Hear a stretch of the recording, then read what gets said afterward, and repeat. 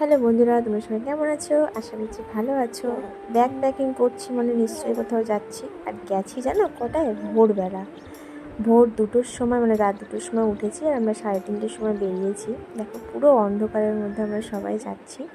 ভোরবেলা উঠতে একটু কষ্টই হচ্ছিল, কিন্তু তাও ভালো লাগছে এই ভেবে যে আমরা ঘুরতে যাচ্ছি। তো দেখো বলতে বলতে কিন্তু আমরা শিয়ালদা চলেও এসেছি।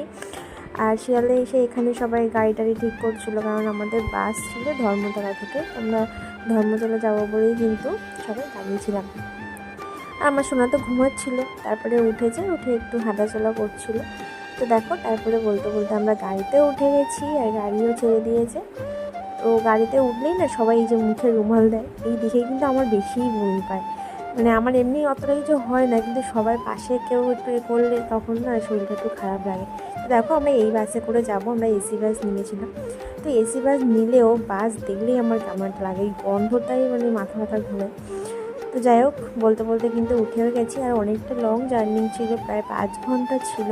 তো প্রথম দিকে ভালোই লাগছিলো, সবাই চিপস টিপস খাচ্ছিলাম, কিন্তু অনেকটা রাস্তা তো মানে প্রথম দিকে একটু আনন্দই লাগে, তারপরে কিন্তু বোর লাগে। তো কী করব, তো সবাই কিন্তু এই যে বাইরের রিভিউটা দেখো কী সুন্দর। দেখতে দেখতে কিন্তু আমরা চলে এসেছি দীঘাতে।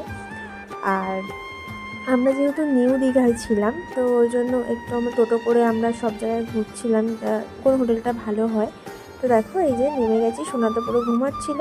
তো তারপরে কিন্তু আমরা হোটেলেও চলে এসেছি। আমরা এই হোটেলটাই ছিলাম, রাজ প্যারিস।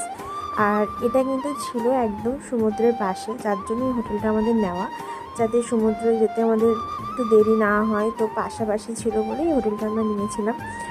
আর দেখো এখানে লিফটে করে যাচ্ছি, আর দেখো সমুদ্রটা দেখা যাচ্ছে, কি সুন্দর লাগছে। তো বেশিটা আমাদের দূর ছিল না, কাছাকাছিই ছিল। তো দেখতে দেখো আমরা হোটেলেও চলে এসেছি। আর হোটেলে আমরা এসি রুমই নিয়েছিলাম, কারণ প্রচণ্ডই গরম তোমরা জানো। তো দেখো হোটেল কি বলো তো, আমার সত্যি কথা বলতে এই হোটেলগুলো আমার একদম ভালো লাগে না। আমার হোমস্টে খুব ভালো লাগে। আমরা দার্জিলিং সিকিম যখন যাই, ওই হোমস্টেতে থাকতে আমার খুব ভালো লাগে। আমার এই হোটেলগুলোতে সত্যি কথা বলতে খুব ভয় লাগে, আমি একা তো থাকতেই পারবো না এই হোটেলে। তো যাই হোক, দেখো আমার সোনা কিন্তু অনেকক্ষণ ফলে একটু খোলামেলা পেয়েছে, তো ও ব্যাগ নিয়ে খেলা করছিল। তো নেক্সট ব্লগ কিন্তু দীঘার অনেক কিছু আসছে, তার জন্য ওয়েট